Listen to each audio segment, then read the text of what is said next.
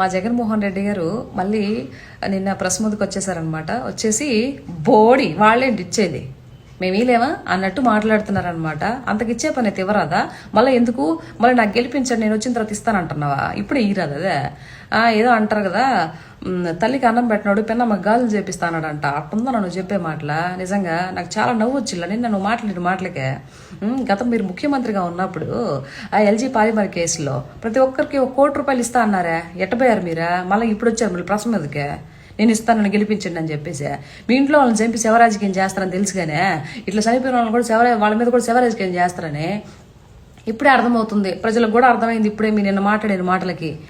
100,000 కోట్లు కౌలు రైతుల దగ్గర నుంచి ఎక్కడ ఏ అపాయం జరిగినా కూడా నేనున్నాను అని చెప్పి పవన్ కళ్యాణ్ మీద ఇష్టానుసారంగా మాట్లాడతారు. లోకేష్ గారు ఘటన జరిగిన తర్వాత దగ్గరికి వచ్చి ప్రజల్లోకి వచ్చి ఇట్లా నేనున్నాను మీరు బాధపడకండి అని చెప్పి వాళ్ళ మీద మీరు ఇది చేస్తారు. అంటే మంచి చేసుకునే వాళ్ళ మీద మీరు బురద జల్లే ప్రయత్నం తప్పితే స్వతహాగా చేసి ఏమి లేదా? కాదు, ఇప్పుడు గవర్నమెంట్ ఎంతో కొంత ఇస్తుంది, నీ దగ్గర డబ్బులు లేవా ఏందా? ₹1 కోటి ఇచ్చు కదా వాళ్ళకి. అప్పుడు రిస్ట్ సీఎంగా మీరే కనిపించి నేను చెప్పింది కాదన్నావు, గూగుల్లో కూడా తెలిసింది. కాబట్టి ఎందుకు ఇలాంటి మాటలు మాట్లాడేది? ప్రతిసారి వస్తారు దొరికిపోతారు. నేను వచ్చిన తర్వాత ఇచ్చేది ఏంది? అప్పుడే నువ్వు ఎక్కడ నిజాబులో నుంచి ఇస్తా? అప్పుడు కూడా గవర్నమెంట్ మీదే కదా మా మీదే కదా పడి ఇచ్చేది. నువ్వా ప్రజలు ఏమైనా ఎర్రోళ్ళు అనుకున్నా నువ్వా?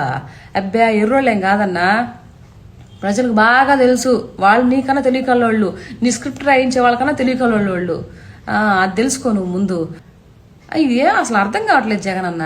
అబ్బే ఈ పద్ధతి ఏం బాగాలేదు అసలు. సరేలే, ఇంకొకసారి ఇలా మాట్లాడుకోకుండా ఆ రాసిచ్చే ముందు కాగితం కొంచెం మంచిగా చూసుకొని చదువుకొని అప్పుడు ప్రెస్ మీట్ పెట్టు, బాగుంటుంది. ఈ పాయింట్ని నువ్వు క్యాష్ చేసుకోవాలా, క్యాష్ చేసుకొని నువ్వు కూడా 100 కోట్లు ఇచ్చేసే వాళ్ళకి హ్యాపీగా నెక్స్ట్ సీఎం నువ్వే. సరేనా? ఓకే అన్న, ఏదైనా తప్పులు మాట్లాడంటే సారీ. Okay, bye bye.